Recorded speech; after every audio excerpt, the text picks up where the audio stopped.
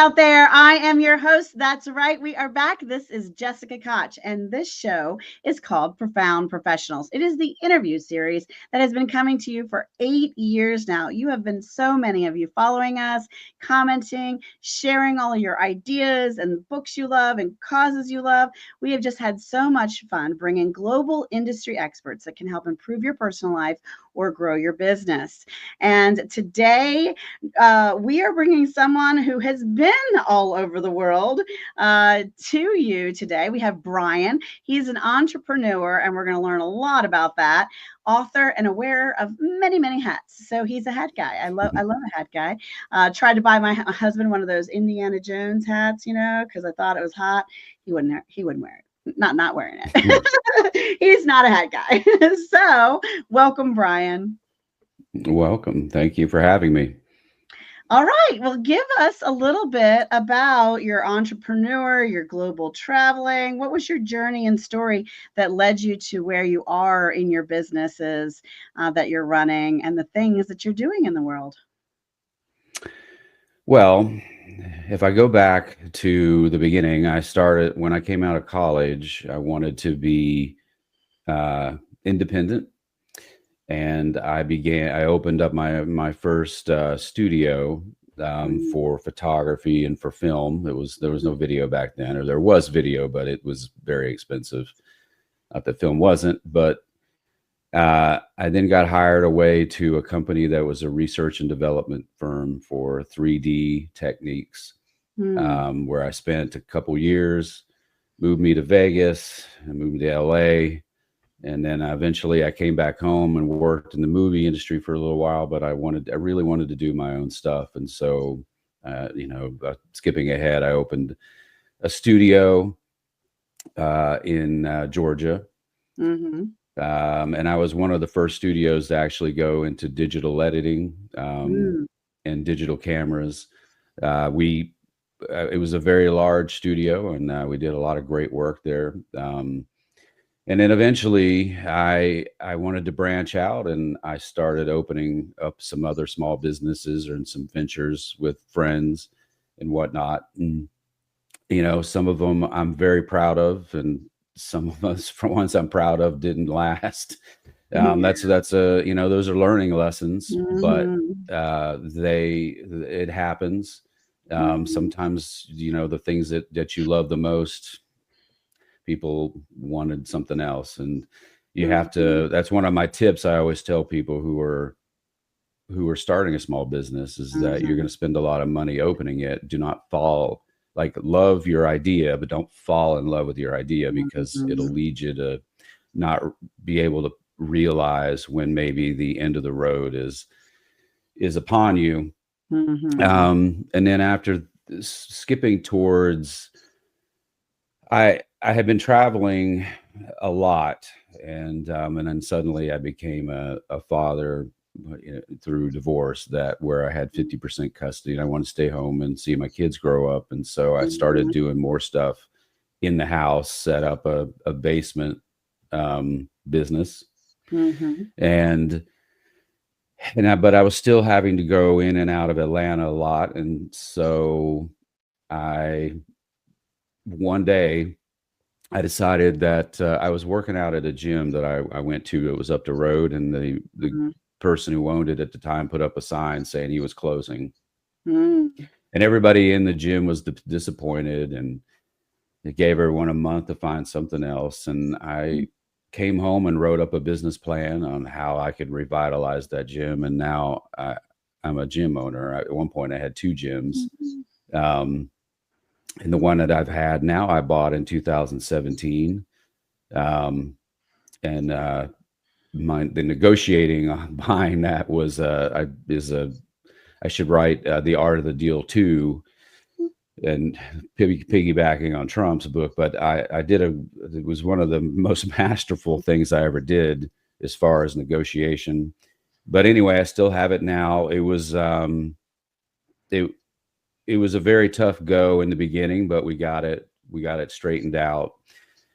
And in 2019, I opened up a restaurant I'm very proud of, that we did a great job, but we opened in December of 2019, and then we got locked down 3 months later. Uh, yeah, And you know, we hadn't been around long enough to really build up survive. Yeah. a big following, but we lasted till October of 2022. Mm-hmm. We were still going pretty good, but I was exhausted, and it was you know, if you Rough remember after business COVID, it restaurant. wasn't just COVID, it was there were shortages, Mm-hmm. prices kept going up and down. Like, you know, Mm-hmm. my at one point I remember my wings came in, Mm-hmm. cases of wings, and the charge had gone up so high that I basically had to take them off the menu because we weren't Mm-hmm. even selling them for as much as we were paying. Mm-hmm. And so it just got to where I was exhausted with it. And I saw the writing on the wall, and we shut that down and just kept the gym. The gyms, you know, I tell people it's funny. Well, it's not funny. When COVID hit, there were articles, and you would see it on the news. It would show you the list of businesses that you shouldn't go to, and the number one and number two were gym and restaurant that Mm-hmm. I own. So how lucky is that? And we the very first month of lockdown, I lost about 300 members, and then the following month we lost another 580 members. Oh my And if you God. multiply that times $30 Oh my a month, I mean, it was brutal. We were yeah. just bleeding out. And not only that, a lot of people weren't working, so their payments were bouncing. People were Mm-hmm. challenging their charges. People Mm-hmm. got very angry too, because when lockdown took effect, people don't realize this, that reoccurring billing, those files are sent out weeks before, which is why most gyms want you to give at least 30 days notice, because it takes Mm-hmm. time to stop it. Well, they got billed in lockdown, but it was already too late to stop Mm-hmm. it. So people were sending me emails like, "You're an asshole. Am I allowed to cuss?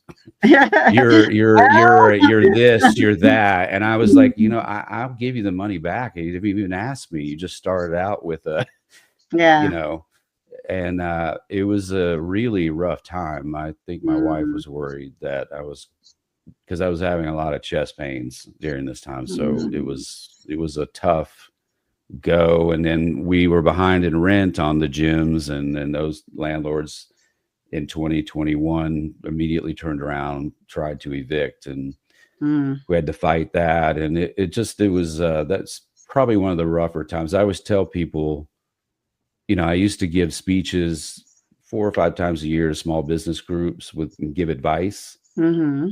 Nobody ever taught me how to deal with a pandemic. That never came up in any book I read. That never Mm-hmm. came up in any situation. So we were just sort of winging it, and you didn't really know.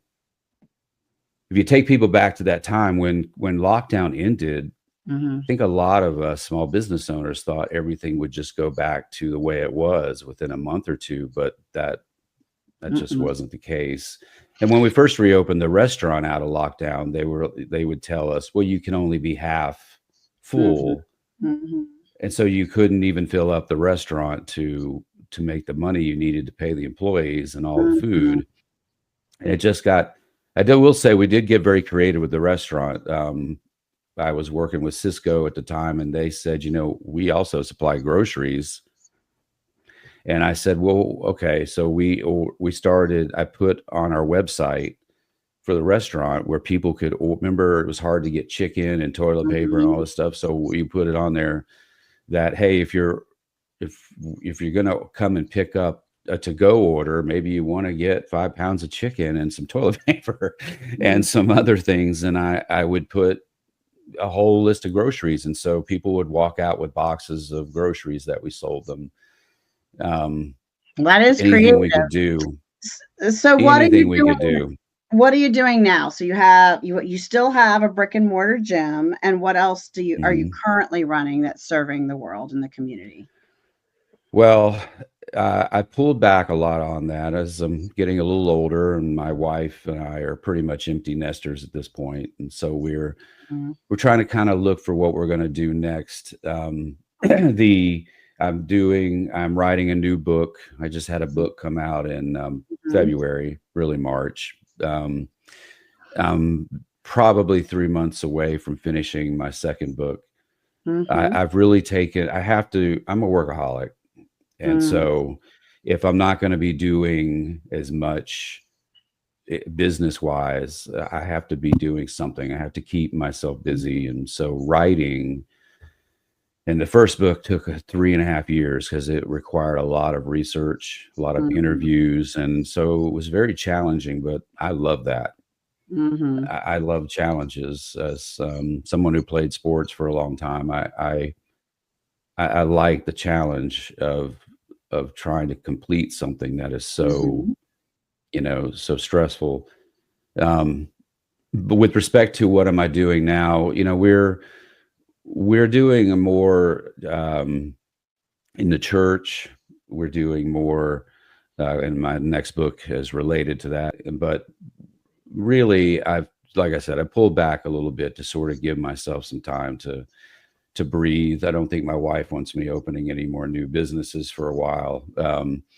She, we got our fill of that, but I still do production work or a lot of editing for some clients, and Oh, that's good. um, I've been doing that for so long that I will get people I've never even met. I have clients in Florida I've never met. Mm-hmm. They'll upload the video, tell me what they want.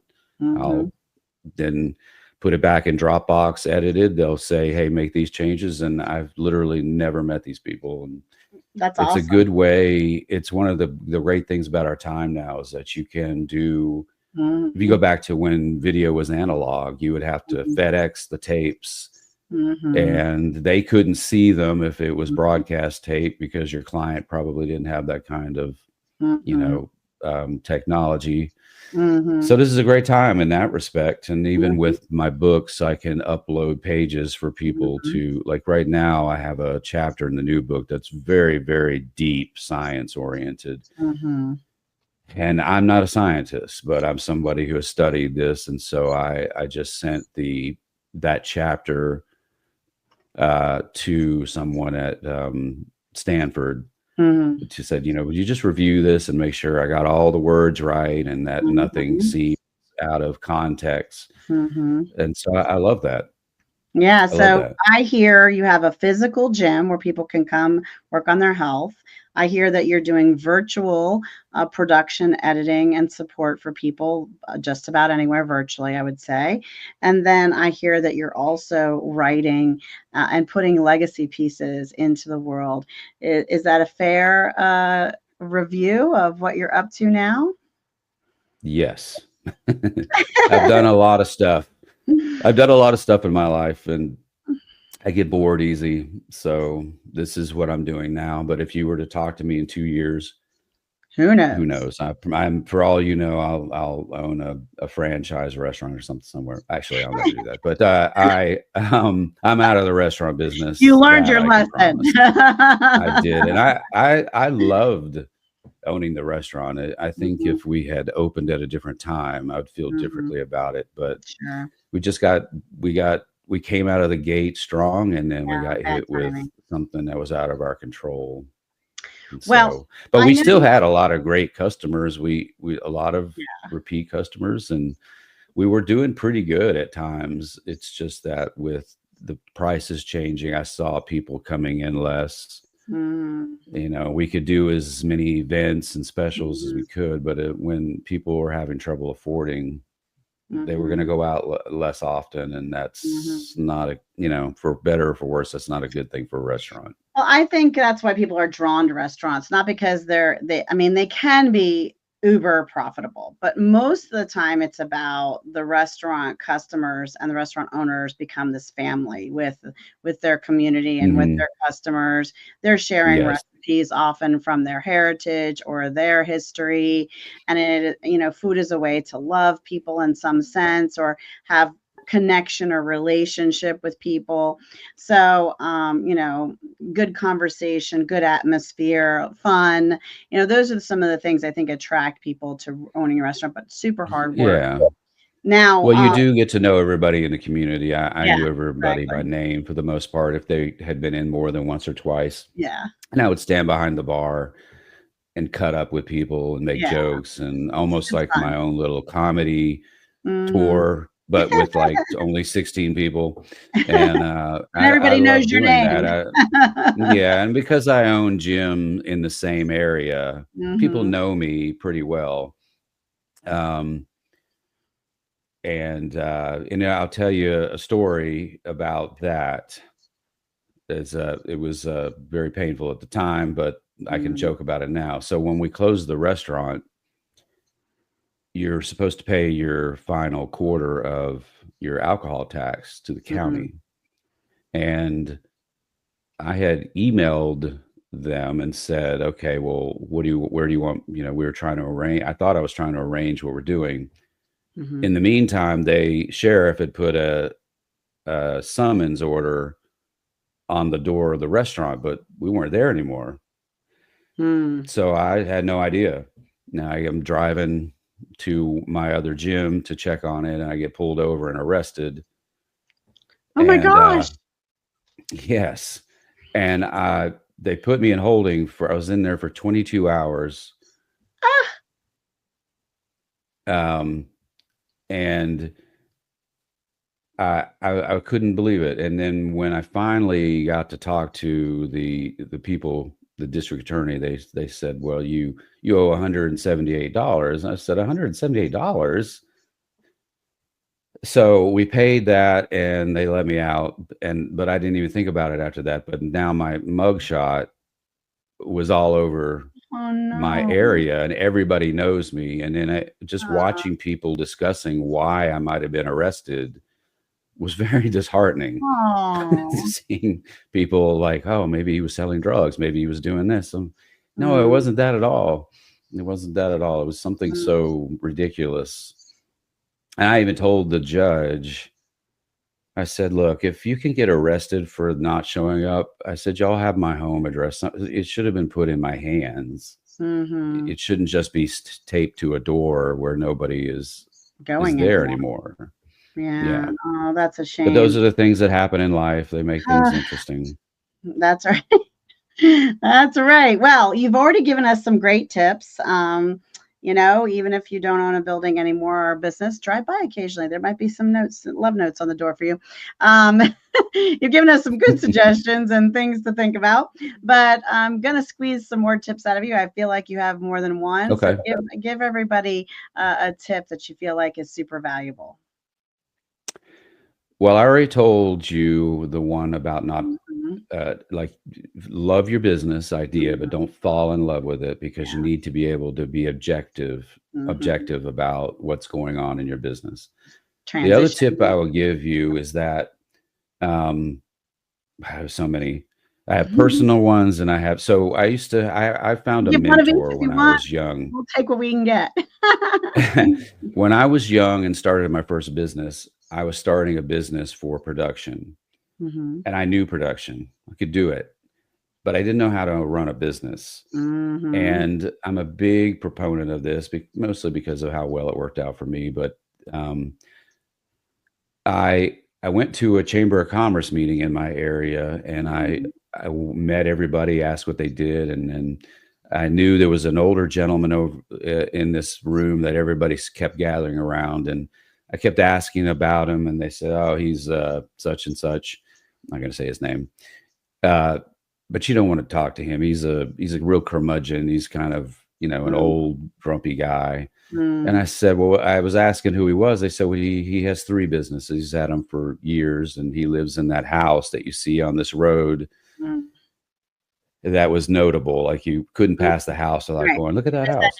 that And house. so I just got up the nerve. I was 20, maybe 21, 22. Mhm. I went over to him and I said, I shook his hand and said, I will buy you lunch once a month, wherever you choose to go to lunch, if I can pick your brain for an hour a month.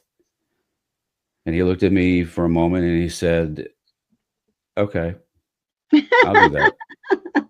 And I was like, okay. And then we exchanged numbers. And that went on for 2.5 years, long after I needed to. But he was good for helping me understand how to navigate taxes, Mm-hmm. county contracts, you name it, things that I had never encountered and would rather get right out of the gate than to Mm-hmm. fail and try and figure Yeah. out what I did wrong.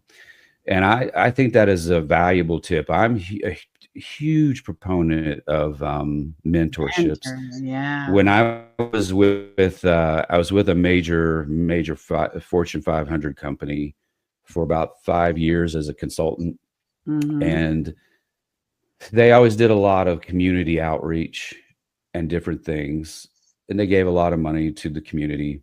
They Mm-hmm. built parks. They did great stuff. But one of the things I was trying to get them to understand, and they did eventually start this. I don't know if they continued. I said, you have a lot of people in the inner city. I said, their biggest problem isn't that they're not smart. Their biggest problem isn't that um, that they can't do the work that we do here. The problem is they don't know how, and they don't think that it's possible. They don't see an avenue to get to this, C suite or B Mm-hmm. suite or whatever, or even if it's below that, where you're making good, you have a good career, you're taking care of your family and your life. Mm-hmm. And so I said, well, what you should do is go to these inner city high schools and have your executives where they can come in and spend a day with them every other week, or they ended up doing it a month. I wish it had been more often, but let somebody come in and spend a day watching what you do, and Mm-hmm. let it be, even if it's somebody working here who is a minority, or like I remember there was someone working there who was from Haiti, but they moved here when they were a kid, but their parents were Haitian. Mm-hmm. And as you said, they would, find somebody who's in that same situation and let them see where they can end up, Mm-hmm. that it's not out of the realm of possibility. They just have to know how to get there. And if, this company already offered scholarships, I said, so let those people who mentor be in the pool to get a scholarship, and Sure. maybe they end up working here. But I'm a big fan of mentorships. I think that why reinvent something Mm-hmm. when it's already, someone else has already done it? Follow their lead and then improve upon that. Absolutely. And So I always tell people, oh, go ahead. oh, that's okay. As I say, you kind of jumped the gun because mentorship is a great tip. And now we're going to talk about causes that you care about. So, you out there, you know the drill. You've been following us forever. Start typing in the chat and in the comments and let us know the cause that's close to your heart. Here is our goal. We might encourage or inspire someone to give time, treasure, or talent today to the cause you suggest, the cause our guest brings up, or just remind them, oh, yeah, I have that cause I love. I haven't checked in with them in a while. Wonder what they need or how can I help. So if we can inspire someone to do something good, then Bryan and I have really conquered the day and done something great. So I love your story of mentorship, and I love how it kind of tied into doing something great in the community, encouraging the community to step up and start that great program. Good on you, Bryan. But is there another cause that's close to your heart that you want to share?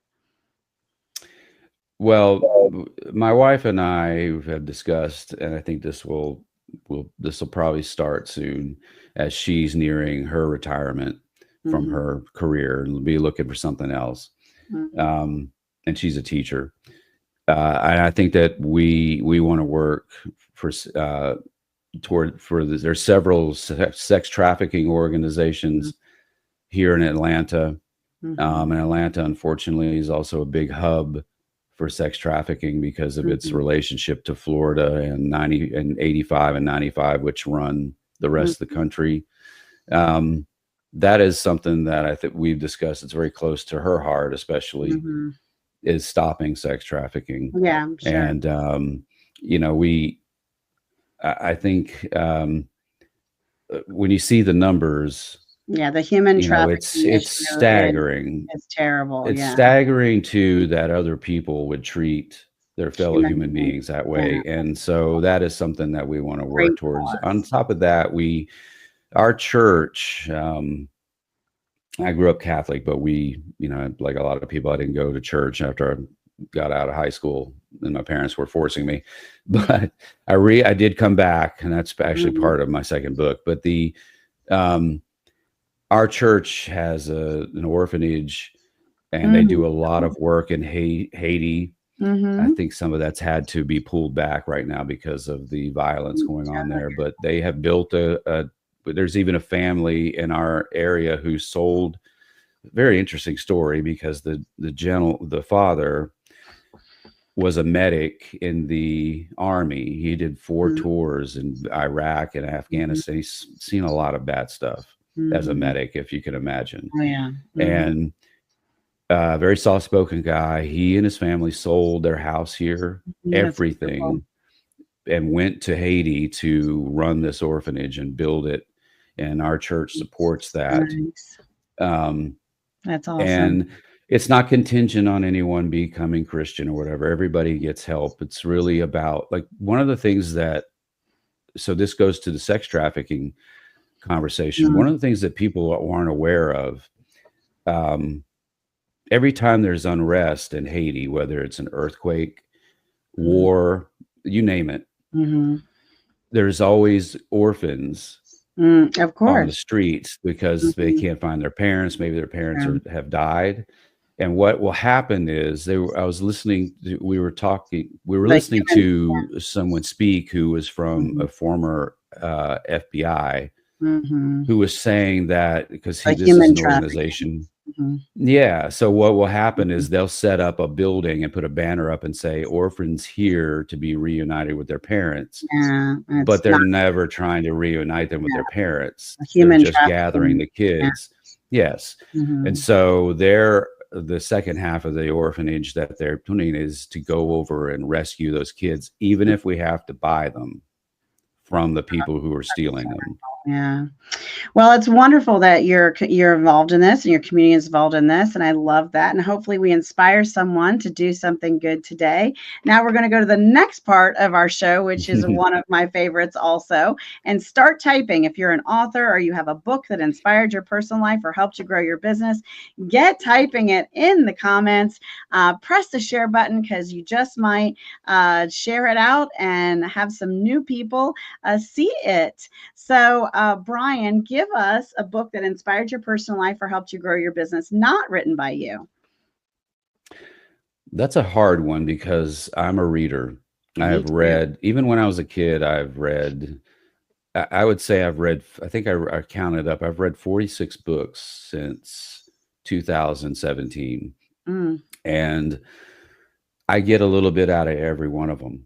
Even when I got to interview the gentleman that I talked about, who was my mentor, told me something once very profound, I thought, especially maybe because I was young and I had never thought about it in these terms. He would tell me he was going to see Anthony Robbins. He's already a successful business person and seems successful in life. And I said, oh, really? Why? He said, well, this will be my 3rd time. And he's been to see Zig Ziglar. He had been to see other motivational speakers. And I said, well, why do you go? You should be speaking. And he said, this is what you don't understand, is that keeping your mind straight, keeping yourself on the right path is a constant course correction. And no matter how successful you'll be in your life, it's easy to get off track, especially if you are so into yourself that you think that you are now the leader. And you see this with a lot of celebrities, where you find out something they've done and you're like, oh, I can't believe that. Well, it's more or less because in their life, they didn't have somebody who was like, no, don't go that way. Don't go that way. Don't do this. Don't do that. And he said, this is how he does. He keeps his mind straight on what he needs to be focused on. And so I view books like that. And so I will read nonfiction books mostly. My wife reads fiction, which is apparently typical along the gender lines. But I don't know about that. I'm very nonfiction myself. Oh, are you? Oh, good. Like a lot of, fiction, but mostly nonfiction. Yeah. Are you? Okay. Yeah. A lot of, I will read books that are educational. and then I will read book. I've even like I reread Tony Robbins' book "Awaken the Giant Within." I love that book. Okay, so is I that one have of the ones read. you suggest? I think a lot of them. I think every single book has shaped my views, Mhm. even if I disagreed with it. Mhm. I still trying to see where the author is Think coming from. differently, yeah. And I think in life, that's one of the things, by the way, that right now, particularly with social media, that we have lost is the ability Mhm. to see it from someone else's perspective.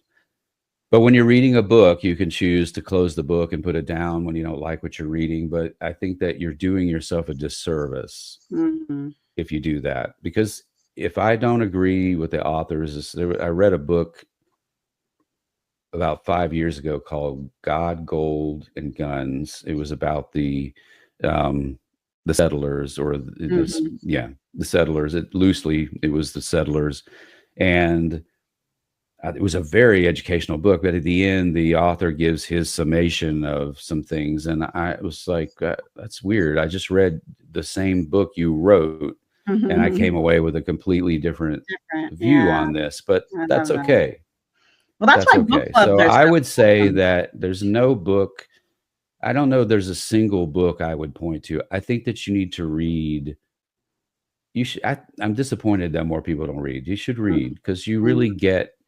And for a long time when I was younger, it was hard for me to read, but I still read because I couldn't shut my mind off. I'd be looking at the words on the book, but my head would be thinking, Mhm. I need to call this person. I need to do this. I need to do that.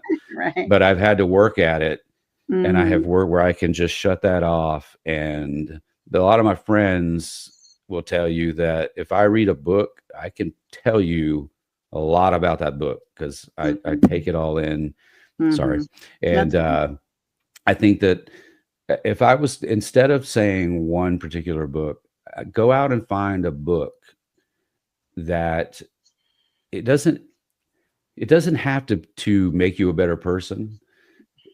It could just be something you're interested in, but at Mhm. least it gets your mind working. It gets you thinking about things. And I Mhm. think that even if you're reading about archaeology, it's still getting you to consider things you hadn't thought about in a while. And I think it broadens your mind. And I think that's a good thing, especially as we get older. I think that, one of the things I always tell people, I'm very active. I'm almost 57. I'm very active. Mhm. Obviously, I work out at my own gym. I got to represent. Mhm. And but I played baseball in a wood bat league till I was 47. Um, I I think that you need to stay active physically Mhm. and mentally in order to stay young longer. I watched Mhm. my grandfather, my mom's father. He worked in the Pennsylvania steel Mhm. mills forever. Mhm. And in those days too, they had very little safety regulations, so his hearing was terrible.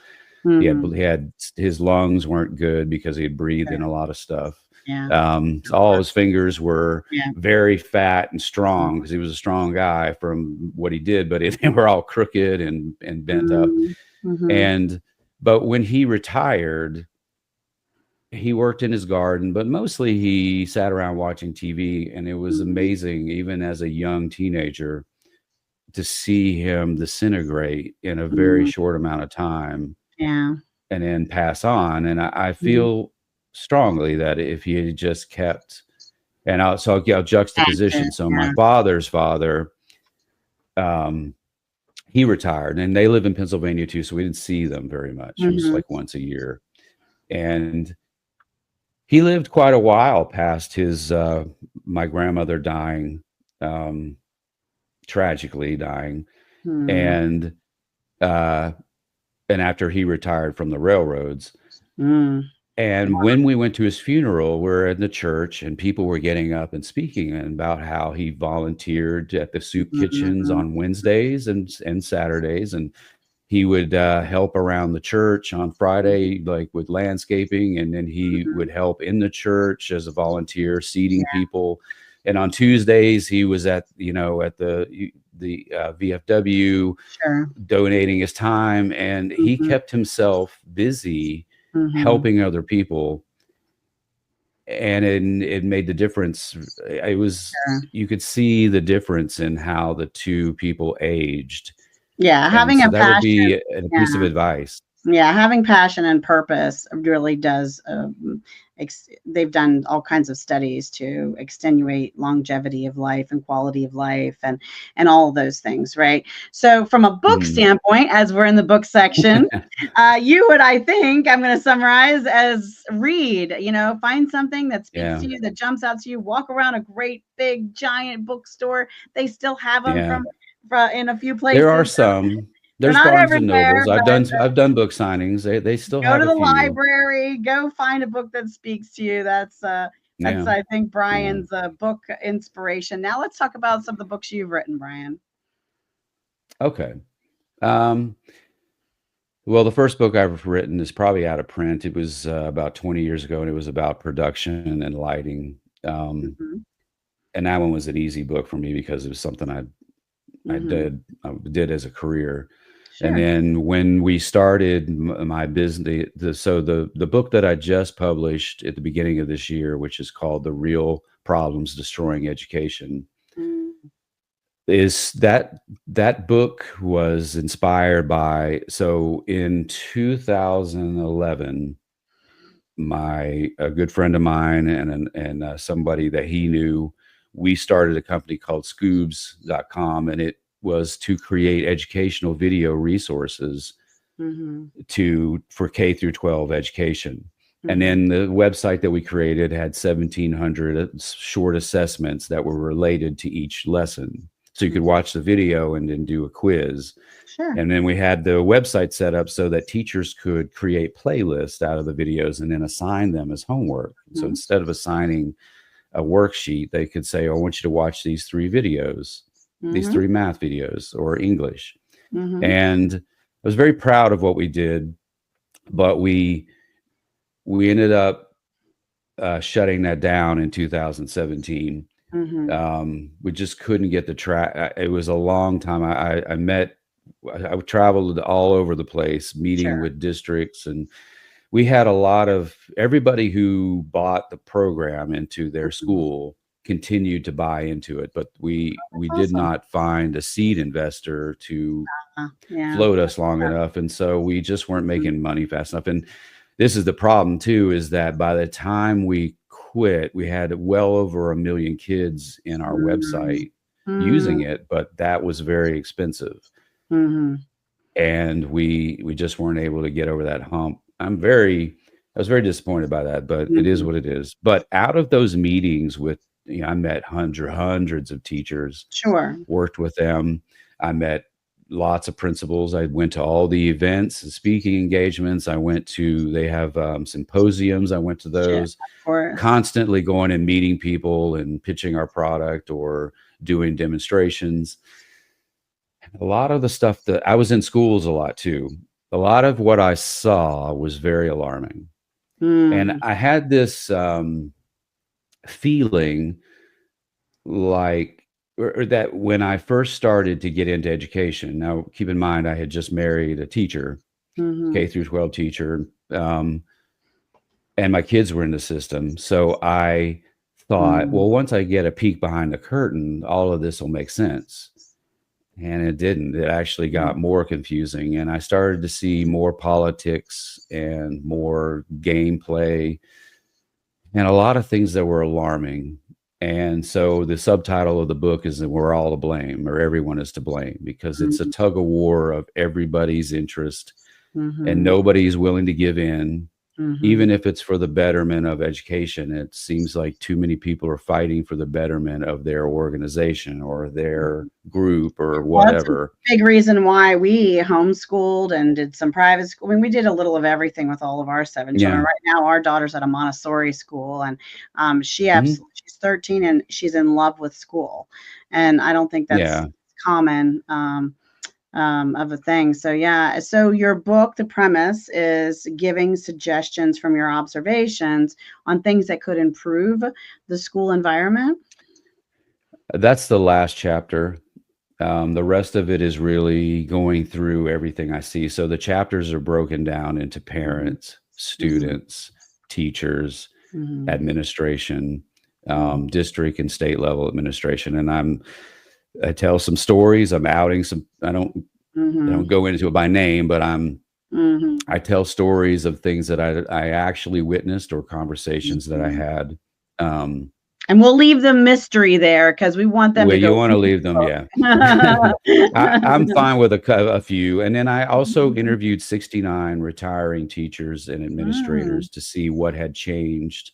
And I mhm, made sure each of them had taught for more than 20 years, which mhm, is a lot harder than you realize, because mhm, right now in this country, most teachers coming out of college to teach won't, mhm. 50% of them won't make it 5 years, I know someone I because can it's think of just right so, now that's transitioning. Yeah, yeah.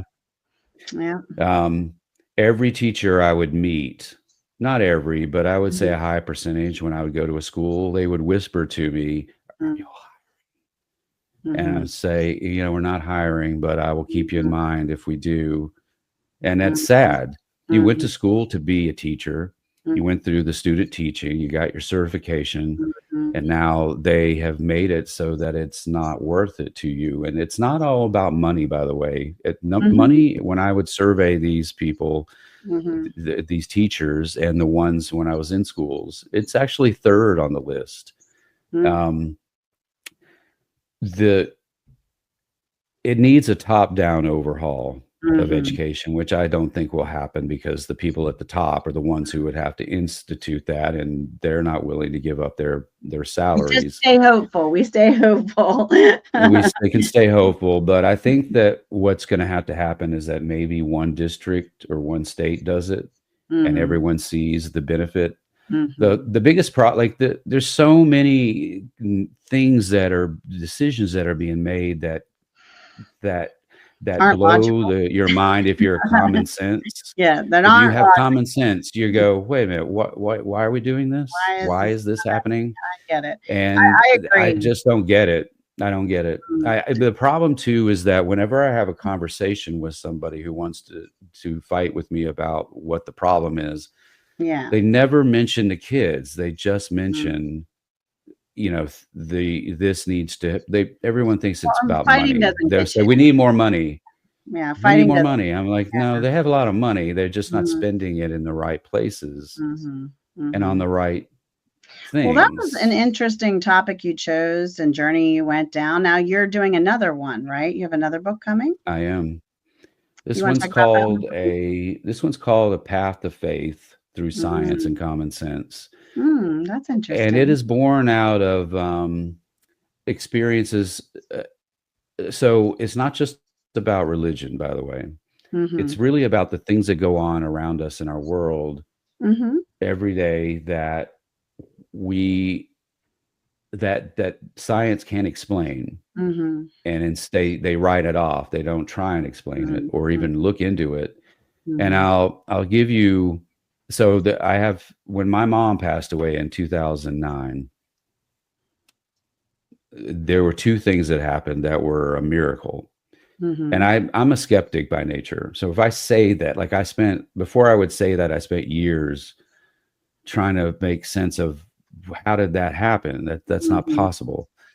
And uh and so I write that stories in the book, and so mhm, something is going on. And then I lived in a house with my mom and my stepfather after graduation that had some things going on in it that mhm. my friends refused to spend the night there. Right. And as somebody who didn't believe in that before, I had no choice but to try and figure out, like, what is that? And Mhm. nobody really studies it. And the ones who do, like, if you watch the ghost hunters things Yeah, on TV, yeah, they just don't look, right. they look kind of hokey. And I don't Yeah. want to, I'm not diminishing them. Mhm, But that doesn't look like serious science. mhm, And I mm, really want serious science. I knew someone who had a near-death experience, mhm. I and know a lot of came people in back. that category, yeah, and I've read a lot about Really, it too. I Yeah, have read, I think, probably 16 books on that, yeah, because that fascinated me. Came back from the near-death experience after being in a coma for 3 days, and mhm, told his girlfriend, "You're pregnant with our son," and she said, "I'm not pregnant." And the doctor in the hospital room said, well, we can check. And she was pregnant. Yeah. And I just remember thinking, well, how did he know that? So that doesn't get studied. Now, University of Virginia has spent the last 12 years, they have a department that is studying NDEs, and they've been cataloging them. And I'm getting ready to hopefully get an interview with them. The lead guy had a stroke just before we were supposed to do the interview, but they've interviewed over 850 people, including kids, and they excluded people who wrote a book or who went on TV or whatever, because they didn't want the perception to be that they were 15 minutes of fame. And some of the stuff I read from the stuff that they sent me was really fascinating. Like they assumed their first year they would debunk NDEs based on kids, because they thought, well, kids don't know the rules of life and religion, or even a near-death experience. And so they'll go they'll have their NDE and they'll say, it looked like my video game, or I saw my mom and dad there. But to their astonishment, they did not. They were very consistent with that, seeing people who were not alive anymore, and coming back with information that was out of their unique, that they wouldn't know. And so I found that fascinating. I think more needs to be studied there. And then when I was doing video, we were doing some live events. I got hired by a company in 1999, no, 98. And actually, it might have been, I don't remember, but it was it was a gentleman named Dr. Schroeder, and he was a Harvard physicist, and he has a doctorate in other things. He's one of those people whose brain is bigger than my whole body. And he had been an atheist, and this conference is where he was talking to and debating Dawkins and other people. And he had converted another gentleman who was a longtime atheist and scientist to that science points to at least an intelligent designer. And I was blown away, because as most people, I thought scientists all believed in that it was not there. I thought a lot of scientists were atheists. It turns out that's not true. It's about 50-50. But listening to this debate, I was fascinated. I could barely do my actual job because I wanted to be focused on what they were discussing. And so I bought his book, The Science of God, and he has another one that's very difficult to read because he wrote it more to scientists who understand biology. But if you can work through it and realize you're not going to understand all the terms and everything, it's called I can't remember, The Face of God or something. And I started reading other things, and I just realized that people need to realize that there's more going on around you than you know, and that I do think that people should feel like our world is better when you don't think that you're at the top of the chain, number one. Of course. That you have to give way to something that is bigger than you. But more importantly, I think that right now, more than anything, people need to realize that even when you're in despair, there is something watching over you. That doesn't mean that my businesses didn't fail because I was religious. That it's not doing that for you, but you should realize that you are being watched over. I believe you are being watched over. I believe we're also not alone. And so your third book is more about, thinking about the bigger picture, and embracing that spiritual part of your life. Well, I'm excited to see that come out. It has been so fascinating and interesting, and I hope you out there have enjoyed listening to Bryan just as much as I have, or even more. And I'm just so grateful to have had you today on the show. Oh, I greatly appreciate coming on the show, and I hope everyone got something out of it. And when my next book comes out, I'd love to come back and maybe we can do a little more on that.